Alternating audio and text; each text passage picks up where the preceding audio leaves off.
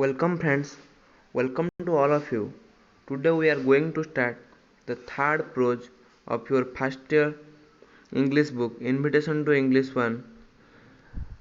Now I am introducing the author of the third chapter named The Golden Touch.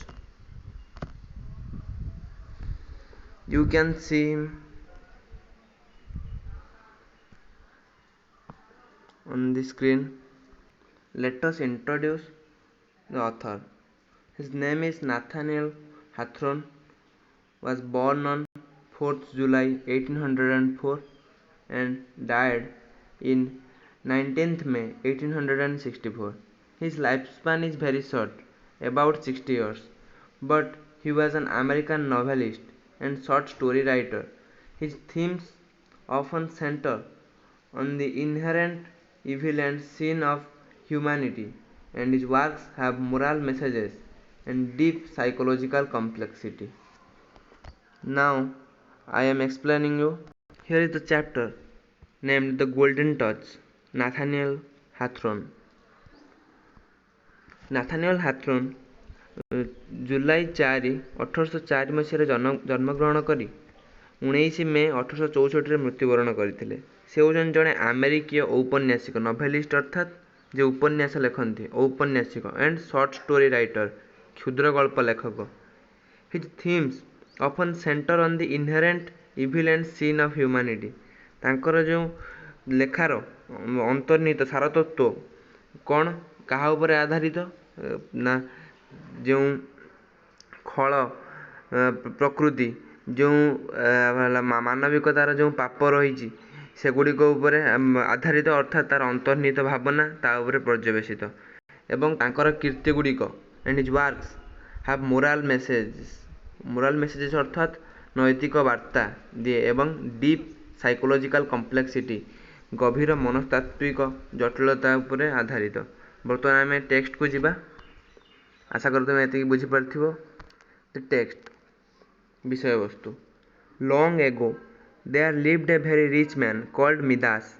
Besides being rich, he was a king and he had a little daughter called Marigold. Long ago, ବହୁତ ଦିନ ପୂର୍ବେ, there was a king, there was a very rich man, ଜଣେ ଧନୀ ଲୋକ ଥିଲେ, called Midas, ତାଙ୍କ ନାମ ଥିଲା ମିଦାସ।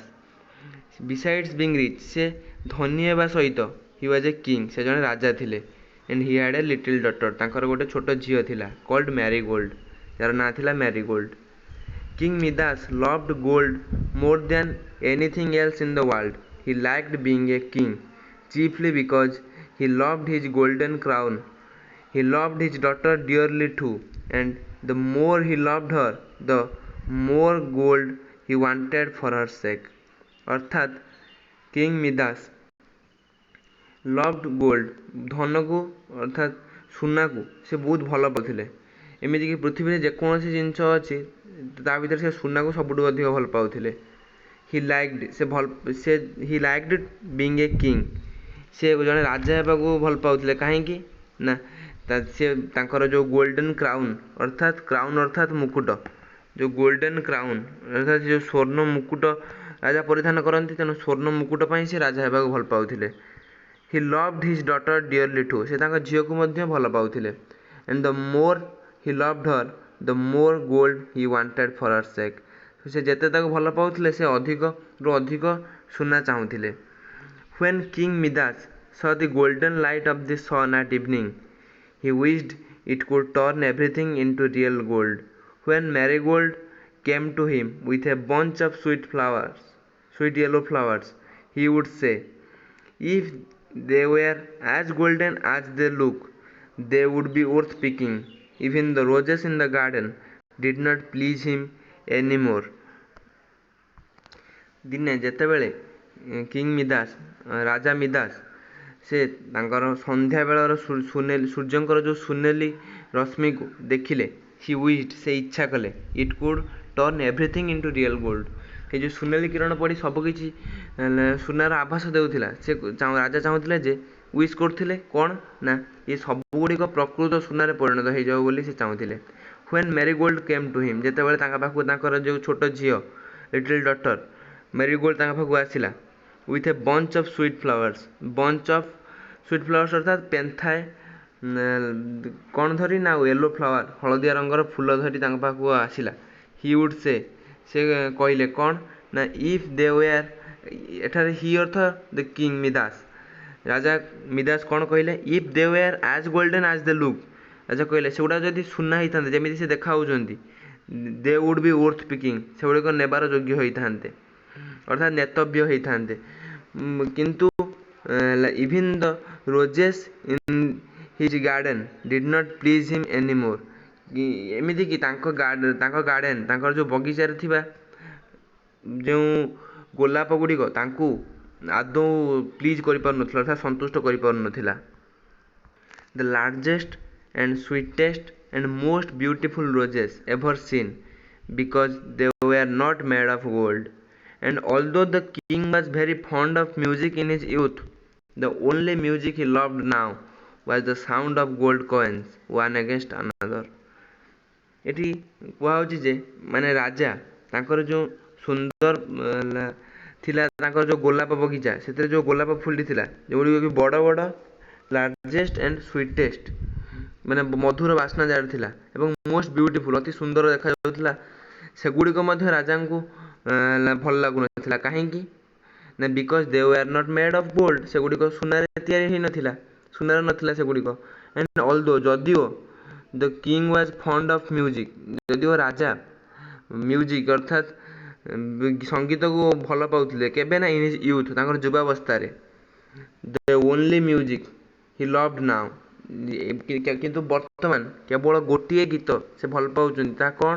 ଦ ସାଉଣ୍ଡ ଅଫ୍ ଗୋଲ୍ଡ କଏନ୍ସ, ଯେଉଁ ଗୋଲ୍ଡ କଏନ୍ ଅର୍ଥାତ୍ ସ୍ୱର୍ଣ୍ଣ ମୁଦ୍ରା ଗୁଡ଼ିକର ସାଉଣ୍ଡ। କେମିତି ନା ୱାନ୍ ଏଗେନ୍ଷ୍ଟ ଆନାଦର, ଗୋଟିଏ ଆଉ ଗୋଟିଏ ସହିତ ବାଜିଲେ ଯେଉଁ ଶବ୍ଦ ହେବ, ସେଇ ସ୍ୱର୍ଣ୍ଣ ମୁଦ୍ରାର ଯେଉଁ ରୁଣଝୁଣ ଶବ୍ଦ, ତାଙ୍କୁ ବର୍ତ୍ତମାନ କେବଳ ସେଇ ଗୋଟିଏ ସ୍ୱର ହିଁ ଭଲ ଲାଗୁଛି।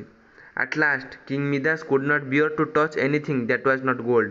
ହି used to go down to a secret room under his palace where he kept his precious store. He would let himself in and count his gold pieces. He would hold the bars of gold and admire his gold cups and plates until he could hardly bear to leave them. ଶେଷରେ ରାଜା Midas କ'ଣ କରୁଥିଲେ ନା could not bear to touch anything, ସେ ଚାହୁଁନଥିଲେ ଛୁଇଁବାକୁ ଯାଗୁଡ଼ିକ କି that was not gold, ଯେଉଁଗୁଡ଼ିକ ସୁନା ନଥିଲା ସେଗୁଡ଼ିକ ସେ ଛୁଇଁବାକୁ ଚାହୁଁନଥିଲେ। He use to go down, use to go ଅର୍ଥାତ୍ ଜେନେରାଲି ଗୋ, ସେ ସାଧାରଣତଃ ଯାଉଥିଲେ କେଉଁଠିକି? ଟୁ ଏ ସିକ୍ରେଟ୍ ରୁମ୍, ଗୋଟେ ତାଙ୍କର ଗୋଟେ ସିକ୍ରେଟଲି ସେ ଗୋଟେ ଗୋପନରେ ସେ ଗୋଟେ ରୁମ୍ ବା କୋଠରୀ କରିଥିଲେ ଅଣ୍ଡର ହିଜ୍ ପ୍ୟାଲେସ୍, ତାଙ୍କ ପ୍ରାସାଦର ତଳେ। ହ୍ୱେୟାର ହି କେପ୍ଟ, ଯେଉଁଠି ସେ ରଖିଥିଲେ ହିଜ୍ ପ୍ରିସିୟସ୍ ଷ୍ଟୋର, ତାଙ୍କର ପ୍ରିସିୟସ୍ ଅର୍ଥାତ୍ ଅମୂଲ୍ୟ ଷ୍ଟୋର ବା ଗନ୍ତାଘର ରଖିଥିଲେ, ସେଠିକି ସେ ଜେନେରାଲି ସାଧାରଣତଃ ସେ ଯାଉଥିଲେ। He would late himself in and count his gold pieces, ସେଠି ସେ କ'ଣ କରୁଥିଲେ? ଲେଟ୍ ହିମସେଲ୍ଫ, ସେ ନିଜେ ସେଠି ବସି ପଡ଼ୁଥିଲେ and count his gold pieces, ତାଙ୍କର ଯେଉଁ ସୁନାକୁ ସେ ଗଣିବାରେ ଲାଗି ପଡ଼ୁଥିଲେ। He would hold the bars of gold, bar ଅର୍ଥାତ୍ ସୁନାର ଦଣ୍ଡ, ବାର୍ସ ଅର୍ଥାତ୍ ସୁନାର ଦଣ୍ଡ ଗୁଡ଼ିକ, ଏଠି ତାର ପ୍ଲୁରାଲ୍ ଫର୍ମ, ବାର ଅର୍ଥାତ୍ ସୁନା ଦଣ୍ଡ, ସେ କ'ଣ କରୁଥିଲେ ନା ତାର ସୁନାର ଦଣ୍ଡ ଗୁଡ଼ିକ ଧରୁଥିଲେ। And admire his gold cups and plates, ତାଙ୍କର ଆଡମାୟାର ଅର୍ଥାତ୍ ପ୍ରଶଂସା କରିବା, ହି ପ୍ରେଜେସ୍ ହି ଆଡମାୟାର୍ସ, ସେ ପ୍ରଶଂସା କରୁଥିଲେ କ'ଣ ନା ହିଜ୍ ଗୋଲ୍ଡ କପ୍ସ, ତାଙ୍କର ଯେଉଁ ସୁନାରେ ତିଆରି ଯେଉଁ କପ୍ ଆଉ ପ୍ଲେଟ୍କୁ ସେ ପ୍ରଶଂସା କରୁଥିଲେ। until he could hardly bear to leave them, ସେ ବହୁତ କଷ୍ଟରେ ସେ ଜାଗା ଛାଡ଼ିକି ଆସୁଥିଲେ ଅର୍ଥାତ୍ ଛାଡ଼ିକି ଆସିବାକୁ ଚାହୁଁନଥିଲେ। now in those days a great many wonderful things used to happen just as they do today. One morning King Midas was in his treasure room when he noticed that the sun was shining into the room more brightly than usual. Not only that, but a stranger stood there smiling at him in the light of the sunbeam. କ'ଣ ନା now in these days a great many wonderful things used to happen, ମାନେ ଆଜିକାଲି ଅର୍ଥାତ୍ ସେଇ ସମୟ କଥା କୁହାହେଉଛି, ସେଇ ସମୟରେ କିଛି ଆଶ୍ଚର୍ଯ୍ୟଜନକ ଘଟଣା ୱାଣ୍ଡରଫୁଲ୍ ଥିଙ୍ଗସ୍ ଘଟୁଥିଲା, ଯେମିତିକି ସେଦିନ ଘଟିଥିଲା। କ'ଣ ନା ୱାନ୍ ମର୍ଣ୍ଣିଂ, ଦିନେ ରାଜା Midas king Midas was in his treasure room, ତାଙ୍କର ଯେଉଁ ଟ୍ରେଜର ଅର୍ଥାତ୍ ତାଙ୍କର ଯେଉଁ ଗନ୍ତାଘର ରଖିଥିଲେ ସେଇ ରୁମ୍ରେ ସିଏ ଯେତେବେଳେ ଥାଆନ୍ତି, ହି ନୋଟିସ୍ଡ, से लक्ष्य कले जे that the sun was shining into the room more brightly than usual usual अर्थात माने यूजुअल अर्थात साधारणतः जेतिकी जोर उज्जवल थाए मोर ब्राइट माने ब्राइटर थिला से दिन से सनशाइन केमिति कहीं ना नॉट ओनली दैट केवल से कथा नुहे but a stranger stood there stranger अर्थात अचिन्हा लोक जड़े अचिन्हा लोक ठिया होते स्टाण्ड स्टूड स्टूड स्टाण्ड है प्रेजेंट फॉर्म पास्ट फॉर्म है स्टूड तेणु जड़े अचिन्हा लोक ठिया होते स्माइलिंग एट हिम तांको अनै हसुथिले in the light of the sunbeam केउथिरे केमिति से ठिया होते ना से सूर्यंकर जो रश्मि सनबीम अर्थात सूर्य रश्मि सूर्यंकर रश्मि रे से ठिया होते से अनै हसुथिले साधारण तुम्हें पौराणिक कथा वस्तु तुम देखी जमी विभिन्न देवता माने पछरे सनबीम थाए सूर्य रश्मि थाए सेमिति से जड़े अचिन्हा लोक जी कि was not a ordinary person जड़े साधारण लोक नथिले सी तांको आसी से ट्रेजर रूम रे आगे ठिया होते जहाँकि राजा लक्ष्य कले एवं सी राजा को नहीं हसुथिले King Midas knew that he had locked himself in as usual, so he guessed that his visitor was not ordinary person. Raja Midas जानी जे से जमीती से जो ट्रेजर रूम जो प्रिसियस स्टोर अमूल्य ग्रंथाकर ताकू से जमीती लॉक करती से सेमिति चाबी पकई तेणु सी गेस कले से अनुमान कले से जो परिदर्शक जो विजिटर से जो स्ट्रेंजर जो अचिन्हा लोक वाज नॉट ऑर्डिनरी पर्सन जड़े साधारण लोक नथिले The stranger looked at the gold pieces that the king was counting. You seem to be a very rich man, he said. से जो अचिन्हा लोक जन देखी जो राजा जो काउंट करथिले जो गणुथिले जो सोना गुड़िक से गणुथिले राजा काउंट कर देखिकी से अचिन्हा लोक जन कहले you seem to be a very rich man तुम्हें जड़े धनी लोक भली लगुच सीम अर्थात लगे से कहला कौन घटी ना but it has taken me a long time to collect this gold said king Midas राजा मिदास कौन कहले ना किंतु मु जदियो तुमको धनी भली लगुच किंतु मते एतिकी स्वर्ण को सुना को मते संग्रह करने it has taken me a long time मते एटा बहुत समय लगी if I could live a 1000 years जदि मु 1000 वर्ष बंची पारंती I might have time to get richer मतलब धनी होगा को अधिक समय मिलता What? Are not you satisfied? Asked the stranger. कौन है तुम्हें एथिरे संतुष्ट नुहे What else do you want now? ताल तुम्हें बर्तमान कौन चाहूच मिदास थॉट केयरफुली मिदास से पूरा सतर्क भाव में पूरा भाविले ध्यान पूर्वक से चिंता कले This was a wonderful chance and he felt that the stranger had magical powers. से राजा कौन चिंता कले ना एटा हूँ गोटे सुवर्ण मुहूर्त गोटे वंडरफुल चांस अति सुंदर सौभाग्य जे कौन सुजोग चांस अर्थात सुजोग से भाविले जे से अनुभव कले feel past tense felt that the stranger से जो अचिन्हा लोकंकर किछि मैजिकल पावर अछि अर्थात कुहुक शक्ति रही I am tired of collecting my riches so slowly, he said. I wish everything I touch could be turned into gold. से राजा कहले मु वर्तमान मु जो धन गुड़िक गणी धन अर्थात से जो सुना गुड़िक गणी गणी मु थकी गलिनी एवं मु अति धीरे धीरे धनी होउची माने मोर जो धनी हेबार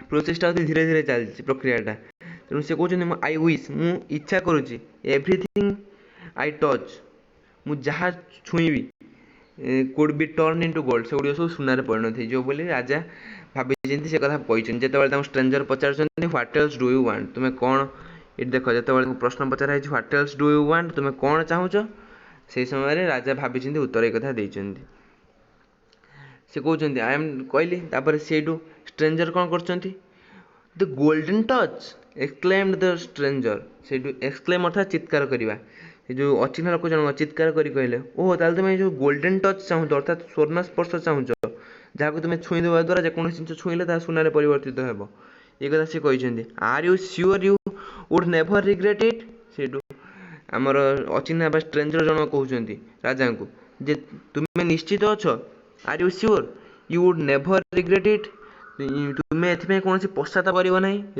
ରିଗ୍ରେଟ୍ ଅର୍ଥାତ୍ ପଶ୍ଚାତାପ କରିବା। ତୁମେ ଏଇ ଯେଉଁ ଗୋଲ୍ଡେନ୍ ଟଚ୍ ଚାହୁଁଛ ସେଥିପାଇଁ ତୁମେ କେବେ ପଶ୍ଚାତାପ କରିବ ନାହିଁ ବୋଲି ତୁମେ ନିଶ୍ଚିତ ତ ବୋଲି ଷ୍ଟ୍ରେଞ୍ଜର ଜଣକ ପଚାରୁଛନ୍ତି।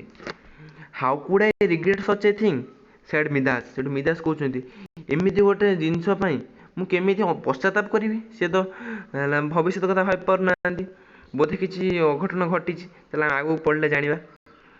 ଇଟ୍ ଉଡ୍ ଗିଭ୍ ମି ଏ ପରଫେକ୍ଟ ହାପିନେସ୍ ଆଟ୍ ଲାଷ୍ଟ। ସେଠୁ ମିଦାସ କହୁଛନ୍ତି ପରିଶେଷରେ ଏଇଟା ମୋତେ ଗୋଟେ ପରଫେକ୍ଟ ହାପିନେସ୍, ଗୋଟେ ପରଫେକ୍ଟଲି ଠିକ୍ ଭାବରେ ମୋତେ ପ୍ରକୃତ ସୁଖ ମୋତେ ଦେବ ଜୀବନରେ।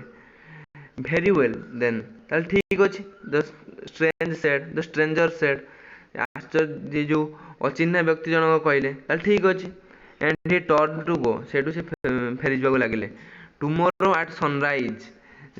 ଆସନ୍ତାକାଲି ସୂର୍ଯ୍ୟୋଦୟ ସମୟରେ you will find that you have the golden touch. ତୁମେ ତୁମର ସେତେବେଳେ ତୁମର ଗୋଲ୍ଡେନ୍ ୟୁ ୱିଲ୍ ଫାଇଣ୍ଡ ତୁମେ ପାଇବ।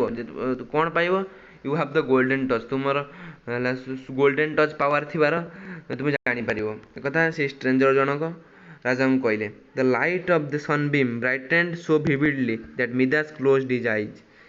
When he opened them again, the stranger had gone. The light of the sunbeam, ସୂର୍ଯ୍ୟଙ୍କର ଯେଉଁ ରଶ୍ମି ବ୍ରାଇଟେଣ୍ଡ ସୋ ଭିଭିଡଲି। ଭିଭିଡଲି ଅର୍ଥାତ୍ ଭେରି ବ୍ରାଇଟ୍, ମାନେ ବ୍ରାଇଟର, ଅଧିକ ଉଜ୍ଜ୍ୱଳତର ଭାବରେ ହେଲା ତାଙ୍କ ସେ ଯେଉଁ ସୂର୍ଯ୍ୟକିରଣ ପଡ଼ିଲା, ସୂର୍ଯ୍ୟ ରଶ୍ମି ପଡ଼ିଲା। That Midas closed his eyes. ସେଇଥିରେ ଯେତେବେଳେ ତାଙ୍କର ସୂର୍ଯ୍ୟଙ୍କର ସୂର୍ଯ୍ୟରଶ୍ମି ହେଲା ଉଜ୍ଜ୍ୱଳତର ହେଲା ସେତେବେଳେ ମିଦାସ ଆଖି ବନ୍ଦ କରିଦେଲେ। ହ୍ୱେନ୍ ହି ଓପନ୍ଡ ଇଟ୍, ଯେତେବେଳେ ସେ ପୁଣି ଆଖି ଖୋଲିଲେ, ଦ ଷ୍ଟ୍ରେଞ୍ଜର ହ୍ୟାଡ୍ ଗନ୍। ସେତେବେଳକୁ ସେ ଅଚିହ୍ନା ଲୋକ ଜଣକ ଚାଲି ଯାଇଥିଲେ। ବର୍ତ୍ତମାନ ଆମେ କଣ୍ଟିନ୍ୟୁ କରିବା। ବର୍ତ୍ତମାନ ଫାର୍ଷ୍ଟ ପାର୍ଟ ତୁମର ସରିଯାଇଛି, ଦେନ୍ ସେକେଣ୍ଡ ପାର୍ଟକୁ ଆସିବା। Unit 2। The next morning king Midas awoke before the dawn. He looked eagerly to see if his bed had been turned into gold, but no, it was exactly as it had been before. He lay very disappointed, looking around his room. Next morning, ପରଦିନ ସକାଳେ king ମିଦାସ, ରାଜା ମିଦାସ awoke ଅର୍ଥାତ୍ ଉଠିଲେ। awake ଅର୍ଥାତ୍ ଉଠିବା, awoke ହେଲା ତା past tense, ଉଠିଲେ। before the dawn, dawn ଅର୍ଥାତ୍ ପ୍ରତ୍ୟୁଷ, ମାନେ ବ୍ରାହ୍ମ ମୁହୂର୍ତ୍ତ, ସକାଳୁ ଉଠିଲେ। dawn ର past tense ହେଲା dusk।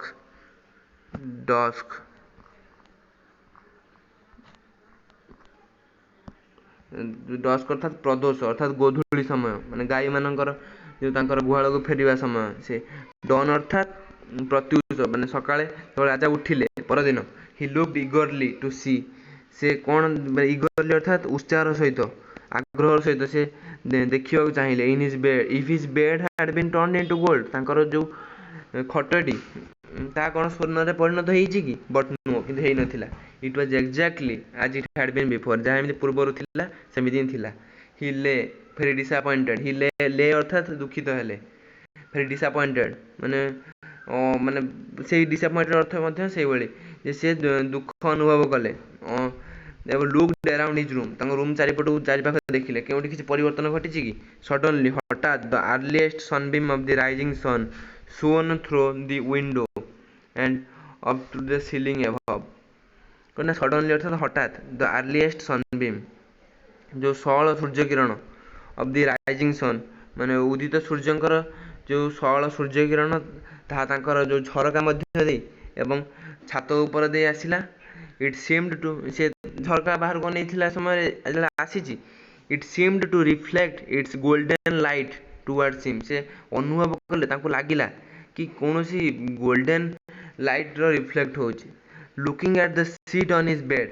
ତାଙ୍କ ବେଡ୍ ଉପରେ ଥିବା କଭର ଅର୍ଥାତ୍ bedsheet, seat in his bed ଅର୍ଥାତ୍ ବେଡସିଟ୍। ତାଙ୍କ ବେଡସିଟ୍କୁ ସେ ଯେତେବେଳେ ଦେଖିଲେ, ମିଦାସ ୱାଜ୍ ଆଷ୍ଟୋନିସ୍ଡ ଅର୍ଥାତ୍ ଆଶ୍ଚର୍ଯ୍ୟାନ୍ୱିତ ହେଲେ। କାହିଁକି ନା to find that it had become cloth of gold. ସେଇ ଯେଉଁ ତାଙ୍କର ଯେଉଁ ବେଡସିଟ୍ ଥିଲା ସେ ତାହା କେଉଁଥିରେ ପରିଣତ ହେଇଯାଇଥିଲା ନା ସେ ସୁନାରେ ପରିଣତ ହେଇଯାଇଥିଲା। The golden touch had truly come to him with the first sunbeam. ସୂର୍ଯ୍ୟଙ୍କର ପ୍ରଥମ କିରଣରେ, ସନବିମ୍ ଅର୍ଥାତ୍ ସୂର୍ଯ୍ୟରଶ୍ମି, ଯେଉଁ ପ୍ରଥମ ସୂର୍ଯ୍ୟରଶ୍ମିରେ ତାଙ୍କ ପାଖକୁ ଯେଉଁ ଗୋଲ୍ଡେନ୍ ଟଚ୍ ପାୱାରଟା ପ୍ରକୃତରେ ପଳେଇ ଆସିଥିଲା। King Midas got out of his bed in excitement. King Midas कौन कले ना तांको खटरू उठी पड़े आग्रह सहित एक्साइटमेंट अर्थात उत्साह उद्दीपनार सहित से उठी पड़े. He touched one of his legs of the bed as he did so and it immediately became a gold pillar. से कौन कले ना उठी पड़े आ तांकर खटर गोटे गोड़ को खटर चार्टा गोड़ थाए से गोटे गोड़ को कौन कले जिते धरिले बा स्पर्श कले एंड आज ही डिड सो एवं ताहा जमी से करिसेंती and it be immediately became a golden pillar. हठात तत्क्षणात इमिडिएटली यह गोटे स्वर्ण खंबरे परिणत है. पिलार अर्थात खंब जानते घर छात गुड़ी सपोर्ट पिलार थाए अर्थात खंब से जो खटर गोड़ा गोटे स्वर्ण परिणत है आ खटर गोड़ा प्राय खंब आकृत छोट खंब भाई. तेणु राजा ये लिखिं जे नाथानियल हाथरन कौन लिखिं ना ता गोटे गोल्डन पिलार भली लगुला जहाँकि परिणत होगा गोल्डन पिलार. जो बेड रो थिला तांकर लेग खटर गोड़ा गोल्डन पिलार रे परिणत होगा स्वर्ण खंबर परिणत है. He pulled the shutter of the window से झरकार पर्दा टाणिले and at once it became golden. यह सुनारे परिणत होगा ठू अर्थात यह मध्य ठू अर्थ मध्य यह परिणत होगा.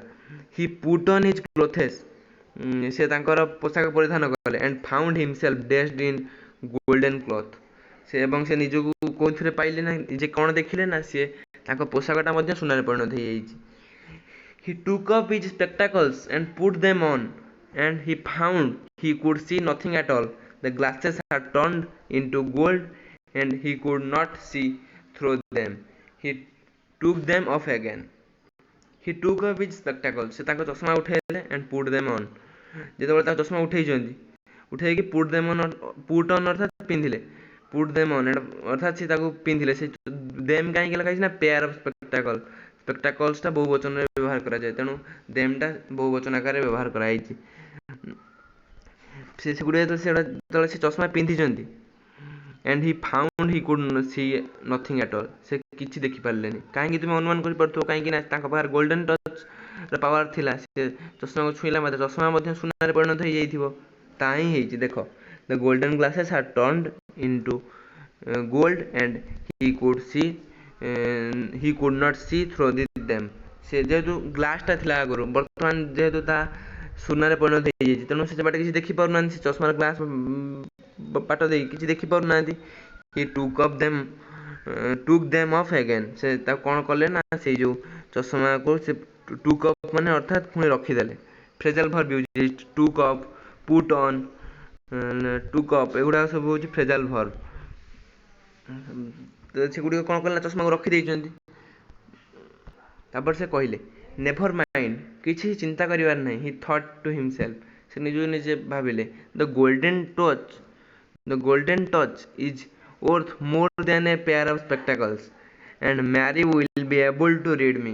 से कहले किसी चिंता करिवार नहीं ये जो गोल्डन टच पावरटा ये जो गोल्डन टच द्वारा बा ये जो गोल्डन टच टा अधिक मूल्यवान is worth more than a pair of spectacles माने गोटे हल चश्मा ठारू यह अधिक मूल्यवान. And Marigold will be able to reach me to read me माने अर्थात मुझे जहाँ पढ़ा चाहूँगी मैरीगोल्ड से मो पढ़ीदेव.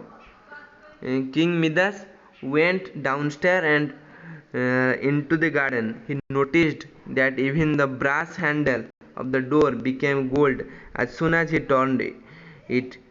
जेतेबेले सी कौन कले ना तापरे किंग मिदास कौन कले ना तांकर जो तल पाहाच तलू को आसिले एंड जो गार्डन को आसिले ही नोटिस्ड से लक्ष्य कले जे कौन ना तांकर से जो कबाटर जो ब्रास अर्थात पित्तल जो हैंडल थिला से गुड़ाक कौन थी परिणत हो ना गोल्ड सुनार परिणत हो.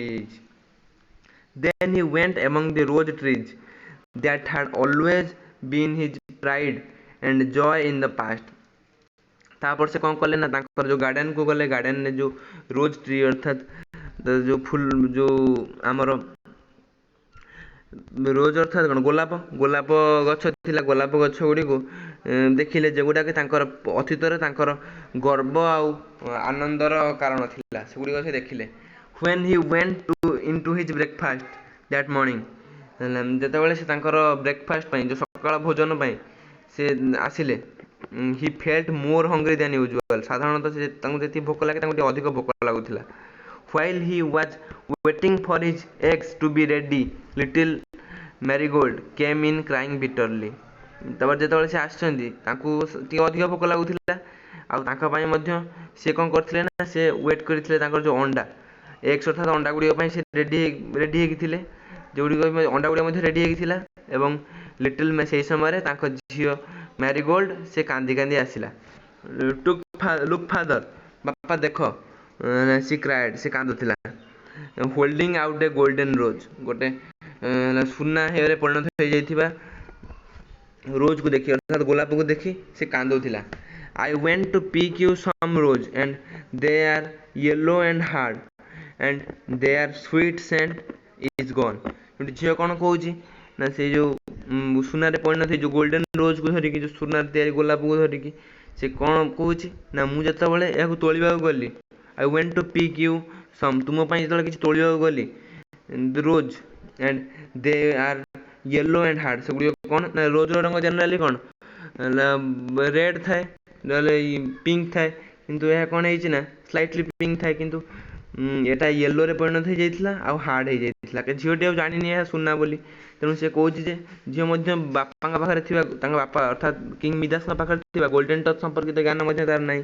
ତେଣୁ ସେ ଝିଅଟି କ'ଣ କହୁଛି ନା ବାପା ଯେ ସେଇ ଯେଉଁ ଗୋଲାପ ତୁମ ପାଇଁ ଆଣିବାକୁ ଯାଇଥିଲି ସେଗୁଡ଼ିକ ବର୍ତ୍ତମାନ ୟେଲୋ ଅର୍ଥାତ୍ ହଳଦିଆ ହେଇଯାଇଛି, ଆଉ ହାର୍ଡ ହେଇଯାଇଛି ଅର୍ଥାତ୍ ଶକ୍ତ ହେଇଯାଇଛି, ଏବଂ ଏହାର ଯେଉଁ ସୁଇଟ୍ ସେଣ୍ଟ, ଯେଉଁ ମଧୁର ବା ଗନ୍ଧ ଅର୍ଥାତ୍ ସୁଗନ୍ଧ, ତାହା ମଧ୍ୟ ଚାଲିଯାଇଛି। Never mind my dear said her father. Her father ଅର୍ଥାତ୍ ମ୍ୟାରିଗୋଲ୍ଡ, ସେ ଯେଉଁ ମ୍ୟାରିଗୋଲ୍ଡ ଯେଉଁ ଝିଅ, ମ୍ୟାରିଗୋଲ୍ଡ ଫାଦର ଅର୍ଥାତ୍ କିଙ୍ଗ ମିଦାସ କହିଲେ ନେଭର ମାଇଣ୍ଡ ମାଇ ଡିଅର୍, ହେ ମୋ ଝିଅ ତୁ ଚିନ୍ତା କରନା କିଛି, they are worth much more like that, sit down and eat your breakfast. ସେ କହିଲେ ଯେ ସେ କଥା କିଛି ଚିନ୍ତା କରନା, ତ ଛାଡ଼, ଏଗୁଡ଼ାକ ସେ ତାଠାରୁ ଅଧିକ ମୂଲ୍ୟବାନ, ତୁ ବସିପଡ଼ ଆଉ ଇଟ୍ ୟୁର ବ୍ରେକଫାଷ୍ଟ, ଆଉ sit down and eat your breakfast, ବସିପଡ଼ ଆଉ ତୋର ଯେଉଁ ବ୍ରେକଫାଷ୍ଟଟା ସକାଳ ଭୋଜନ କର। He poured himself a cup of coffee as he spoke. The coffee pot was a golden one when he put it back on the table. Then he tried a spoonful of coffee to see if it was sweet enough, but it had become liquid gold.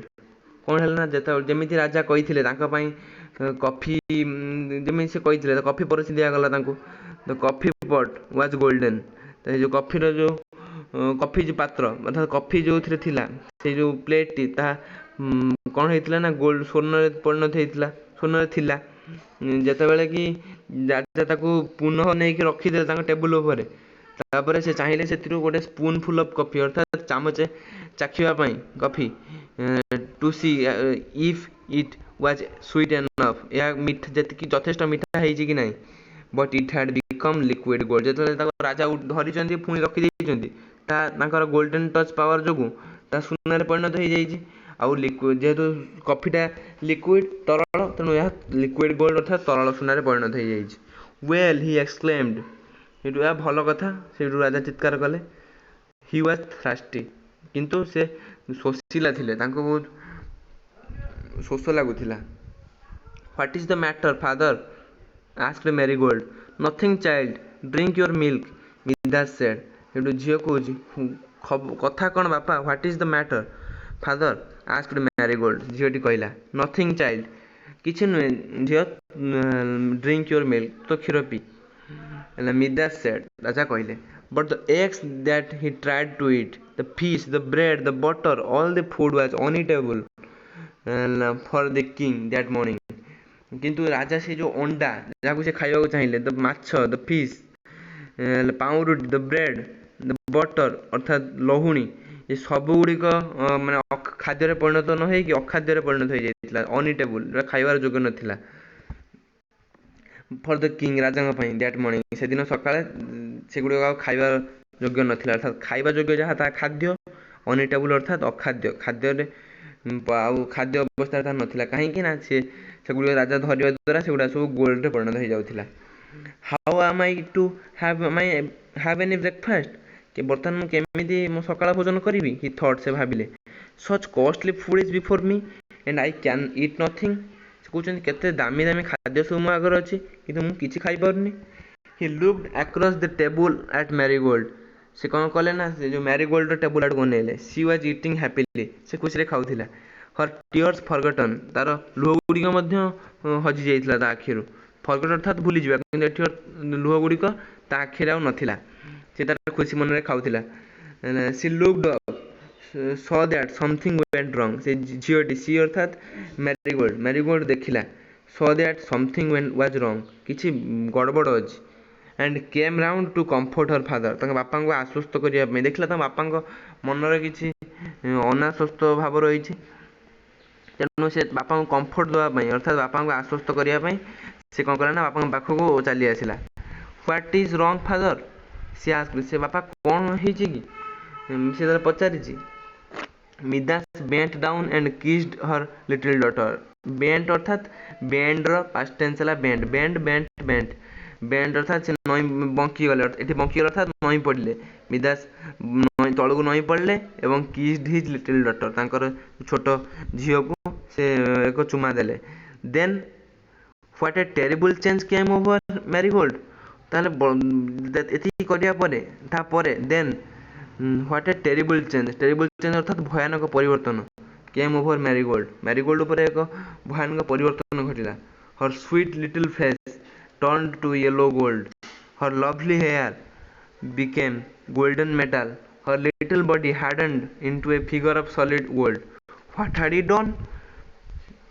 ଯେତେବେଳେ ସେ ତାକୁ ଚୁମାଟେ ଦେଇଛନ୍ତି, ତାକୁ ଧରିଲା ପରେ କ'ଣ ହେଇଛି ନା ମ୍ୟାରିଗୋଲ୍ଡର ତାର ଯେଉଁ ସ୍ୱିଟ୍ ଲିଟିଲ୍ ଫେସ୍, ତାର ଯେଉଁ ଛୋଟ କୋମଳ ମୁହଁ, ତାହା ୟେଲୋ ଗୋଲ୍ଡରେ ପରିଣତ ହେଇଯାଇଛି, ହଳଦିଆ ସୁନାରେ ପରିଣତ ହେଇଯାଇଛି। ହର୍ ଲିଟିଲ୍ ହେୟାର, ହର୍ ଲଭଲି ହେୟାର, ତାର ଯେଉଁ ଚୁଟି ତାହା କେଉଁଥିରେ ପରିଣତ ହେଇଯାଇଛି ନା ଗୋଲ୍ଡେନ୍ ମେଟାଲ, ସ୍ୱର୍ଣ୍ଣ ଧାତୁରେ ପରିଣତ ହେଇଯାଇଛି। ଧାତୁଟା ସୁନାଟା ଗୋଟେ ଧାତୁ, ତେଣୁ ଗୋଲ୍ଡେନ୍ ମେଟାଲ ଅର୍ଥାତ୍ ସୁନାରେ ପରିଣତ ହେଇଯାଇଛି।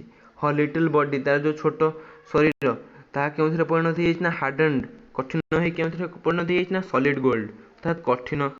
ସଲିଡ୍ ଅର୍ଥାତ୍ କଠିନ, ଲିକ୍ୱିଡ୍ ଅର୍ଥାତ୍ ତରଳ, ଗ୍ୟାସ୍ ଅର୍ଥାତ୍ ଗ୍ୟାସୀୟ, ତେଣୁ ସଲିଡ୍ ଅର୍ଥାତ୍ କ'ଣ କଠିନ, ତେଣୁ କଠିନ ସୁନାରେ ପରିଣତ ହେଇଯାଇଛି। What had he done? ରାଜା କହୁଛନ୍ତି ମୁଁ କ'ଣ କଲି?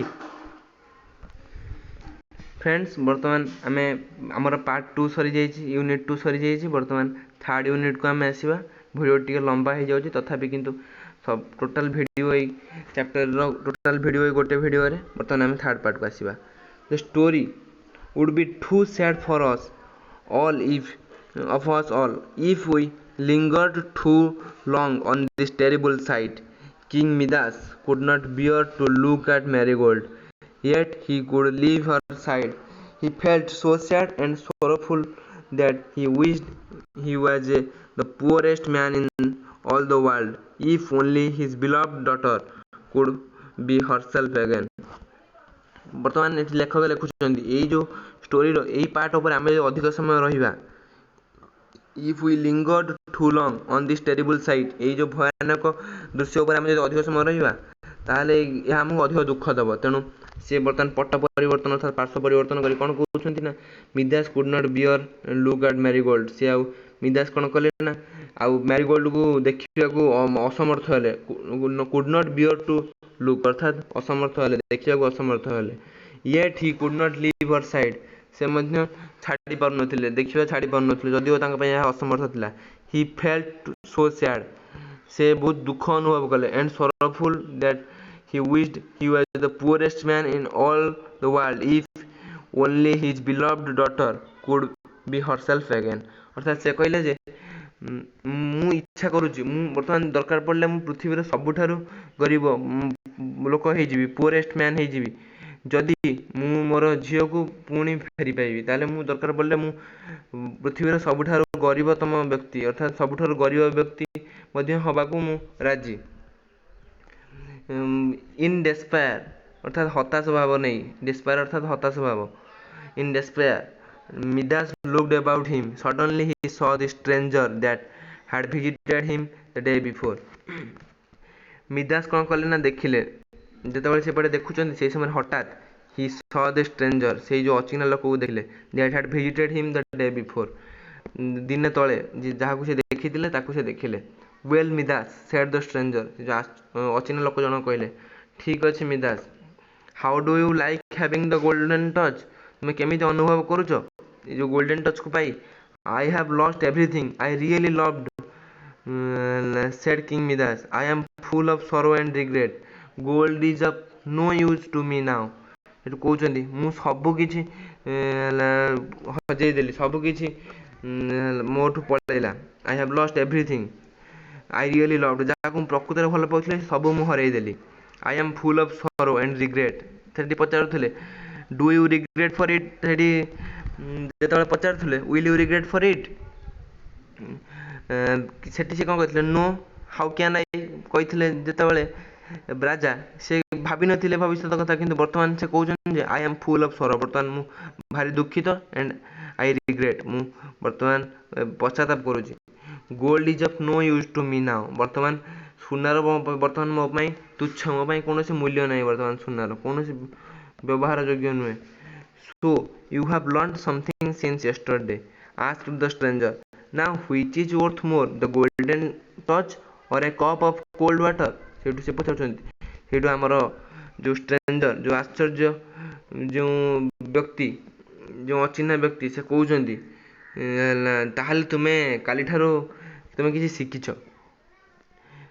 now which is worth more, ବର୍ତ୍ତମାନ ତୁମ ପାଇଁ କେଉଁଟା ଅଧିକ ମୂଲ୍ୟବାନ, the golden touch ଯେଉଁ ସ୍ୱର୍ଣ୍ଣ ସ୍ପର୍ଶ ନା ଏ କପ୍ ଅଫ୍ ଗୋଲ୍ଡ ୱାଟର, ଗୋଟେ କପ୍ର ଗୋଟେ କପ୍ ଥଣ୍ଡା ପାଣି, ସେଠୁ ଓ ବ୍ଲେସ୍ଡ ୱାଟର ଏକ୍ସକ୍ଲେମ୍ଡ ମିଦାସ, ସେଠୁ ମିଦାସ କହୁଛନ୍ତି ଓ ସେଇ ପାଣି ଯେଉଁ ବ୍ଲେସ୍ଡ ଅର୍ଥାତ୍ ଆଶୀର୍ବାଦ ପାଇଥିବେ, ଅର୍ଥାତ୍ ତେଣୁ ବର୍ତ୍ତମାନ ତାଙ୍କ ପାଣିଟା ବି ମଧ୍ୟ ବହୁତ ମୂଲ୍ୟବାନ ଲାଗୁଛି, କାହିଁକିନା ସେ କ'ଣ କହୁଛନ୍ତି ନା will I ever taste it again, ମୁଁ ୟାକୁ କ'ଣ କେବେ ଆଉ ପୁନର୍ବାର ୟାକୁ ଟେଷ୍ଟ କରିପାରିବି, କାହିଁକିନା ସେ ଗୋଲ୍ଡେନ୍ ଟଚ୍ ପାଇଛନ୍ତି, ତେଣୁ ସେ ଯାହାକୁ ଛୁଇଁବେ, ଯଦି ପାଣିକୁ ମଧ୍ୟ ଛୁଇଁବେ ତାହା ତରଳ ସୁନାରେ ପରିଣତ ହେଇଯିବ, ତେଣୁ ସେ କହୁଛନ୍ତି କ'ଣ ମୁଁ ୟାର ଟେଷ୍ଟ ବା ସ୍ୱାଦ କ'ଣ ଆଉ ଥରେ କେବେ ବାରିପାରିବି ବୋଲି ସେ କହିଛନ୍ତି।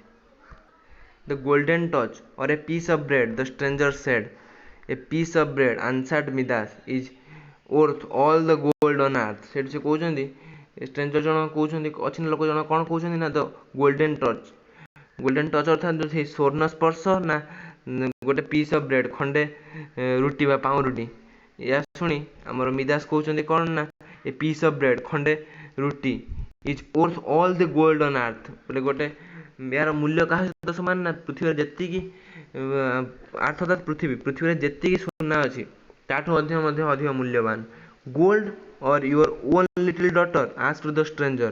oh my child, cried poor Midas, ମିଦାସ କହୁଛନ୍ତି ଓ ମୋ ଛୁଆ ସାଙ୍ଗେ ସାଙ୍ଗେ କହୁଛନ୍ତି I would not have given one hair of her head for the power to change the whole world into gold, ସେ କହୁଛନ୍ତି ମୁଁ ମୋ ଝିଅର ଗୋଟେ ଚୁଟି ପରିବର୍ତ୍ତେ ଯଦି ମୋତେ ବି ସମଗ୍ର ପୃଥିବୀକୁ ସୁନାରେ ପରିଣତ କରିବାର ପାୱାର ମିଳେ, ଯେଉଁ ସୁଯୋଗ ମିଳେ, ତଥାପି ମଧ୍ୟ ତାହା ମୁଁ କରିବି ନାହିଁ। the stranger looked seriously at King Midas, ସେଠୁ ଗଭୀର ଭାବରେ ଅଚିହ୍ନା ଲୋକ ଜଣକ ରାଜାଙ୍କୁ ଅନେଇଲେ।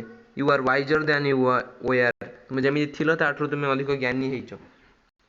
he said, your heart is still flesh and blood, you know truly that the common things of life which are within everyone's reach are more valuable than riches, ସେ କହୁଛନ୍ତି ତୁମର ବର୍ତ୍ତମାନ ତୁମ ହୃଦୟରେ ମଧ୍ୟ ମାଂସ ଆଉ ରକ୍ତ ମାଂସ ରହିଛି, ଫ୍ଲେଶ୍ ଅର୍ଥାତ୍ ମାଂସ, ବ୍ଲଡ୍ ଅର୍ଥାତ୍ ରକ୍ତ, ତୁମ ହୃଦୟରେ ଏବେ ମଧ୍ୟ ରକ୍ତ ମାଂସ ରହିଛି, ଯେମିତିକି ଅର୍ଥାତ୍ ଜଣେ ସାଧାରଣ ରକ୍ତ ଦେହରେ ଯେମିତି ଥାଏ, ଲୋକ ମଧ୍ୟରେ ଯେମିତି ଥାଏ, ତୁମେ ଆଉ ସେମିତି ସ୍ୱର୍ଣ୍ଣ ପ୍ରତି ଅର୍ଥାତ୍ ସୁନା ପ୍ରତି ତୁମେ ଆଉ ସେମିତି ଲୋଭୀ ହେଇକି ନାହଁ, ଗ୍ରୀଡ୍ ହେଇକି ନାହଁ।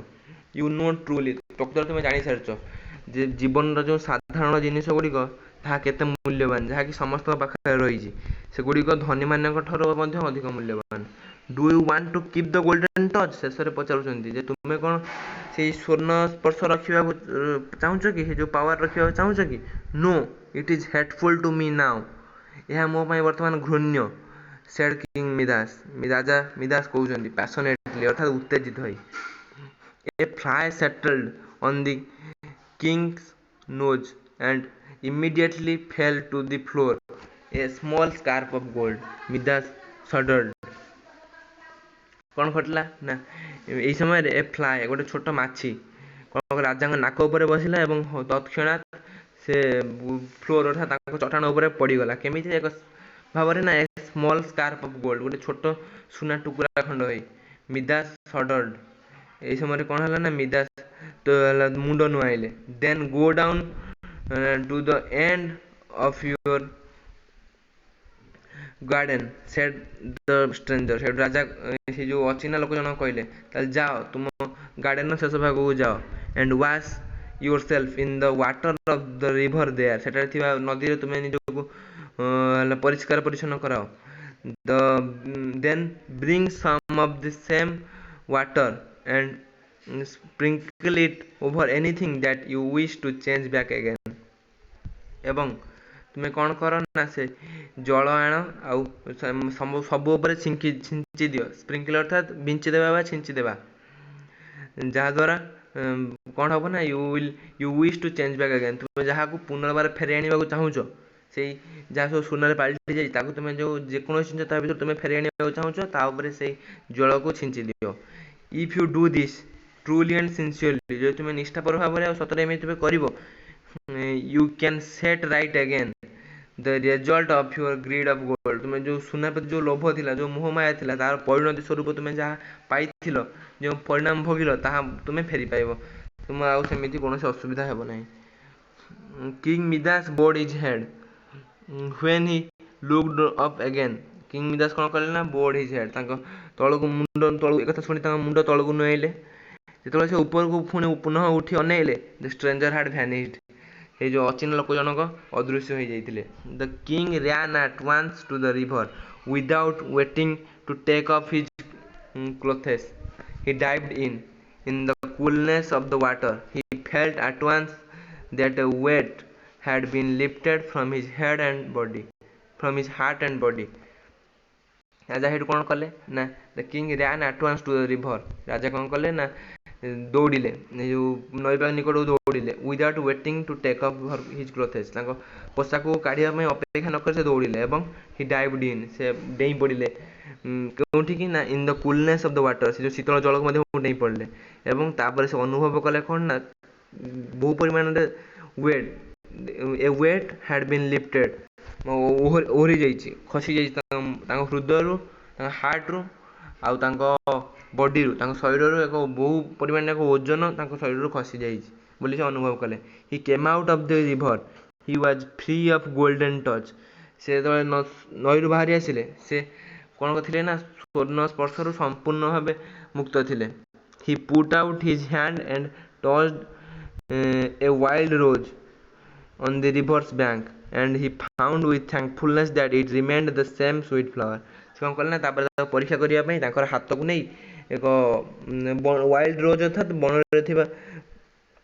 गोलाप फूल को जहाँकि रिभर्स बैंक रिभर अर्थात नईर बैंक अर्थात नदी तट बैंक अर्थात तट नदी कूल से छुईवा द्वारा देखिले जे and he found with thankfulness धन्यवाद सहित दबा सहित देखिले जे कौन ना यह remained the same sweet flower से मधुर फूल थिला कौन चेंज है नहीं taking off a water pot he quickly filled it with river water and took it back to the palace से कौन हठात क्विकली शीघ्र से जो रिवर वाटर को से जो नदीर जल को नेले एवं took it back to the palace प्रासाद को नहीं गले से कहते I expect the servants thought it very strange to see their royal master carrying a water pot, but that water was more precious to me than a ocean of gold. से राजा कहते I expect मु अनुमान करुछि माने मु आशा करुछि जो जो चाकर चाकर दास दासी अछंती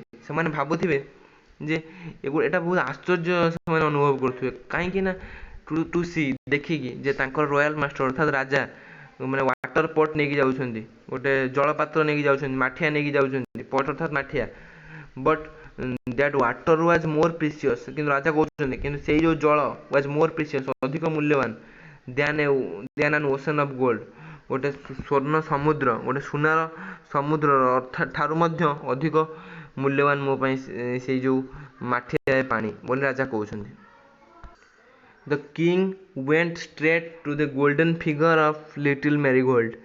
As he sprinkled the water on her, the rosy color came back to her cheeks. She began to sneeze and shake the water from her golden hair. Oh father, see how wet I am, and my dress was clean this morning, she said. The king, Raja, went straight to the golden figure of little Marigold. से कौन कहला सीधा से गले marigold से जो golden figure जो सुनार प्रतिमूर्ति थिला ता पाखକୁ से चली गले एंड स्प्रिंकल्ड द वाटर से जो जल तापर बिंची देले on her the rosy colour came back to her cheeks ता गाल को से जो गोलापी रंग फेरी आसिला सी बिगैन टू स्नीज से छिंकिबा आरंभ कला से जो छोट झियो मैरीगोल्ड छिंकिबा आरंभ कला and shook the water from her golden hair ता मुंड को हले के से जो मुंड रे थिबा ता जो गोल्डन हेयर रे थिबा पानी को से झाड़ी देला ओ फादर से झीटी कहला मैरीगोल्ड कहला हे बापा see how wet I am देखो मु केते ओदा हो जाईची वेट अर्थात ओदा देखो मु केते ओदा हो जाईची and my dress was clean this morning सकाळे तो मोर ड्रेस टा भारी सफा थिला सी सेड से कहला Marigold did not know what had happened to her Marigold जानि नथिला ताहे तो कोन घटिची and her father did not tell her how wrong and foolish he had been से बापा मध्य कहले नहीं कि से केते बोका और केमि केते से बोकामी भाव से केते बड़ा भूल भ्रम करी बसचंती he took her out into the garden where they watered the flowers together and picked a bunch of sweetly scented roses हेटु कोन हला ना he took her out ताकू से राजा हेटु कोन करले ना तांगा झियो को थरी बाहर को आसिले कोठी ना into the garden को आसिले where they watered the flowers जोंठी कि से फ्लावर अर्थात तांकर जो फूल को से कौन कला पानी देले टुगेदर मिसिक से दुई जन राजा और तांको झियो King Midas and Marigold water माने अर्थात पानी दवा तांकर जो गार्डन ने थिबा फूल गुडी को पानी देले and picked a bunch of sweetly scented roses एवं गोटे पेंथाए स्वीटली सेंटेड अर्थात मधुर भाव बासना करथिबा मधुर बास थिबा एक पेंथाए गोलाप आनिले ये तुम संपूर्ण विषय सरी जाइए बर्तमान मु आशा करे तुम मैंने संपूर्ण भाव बुझीपार भिडियो टी लंबा होते तुमको एठार टोटाल भिडियो मिलला आ तुम्हें मैंने मन दे पढ़ आग को बढ़ ये रोचे धन्यवाद एवं शेष में कही जाऊँगी जब तुमको ये भिडियो भल लगी तेज चैनल को लाइक सब्सक्राइब तुम सांग मानक शेयर कर रोचे धन्यवाद।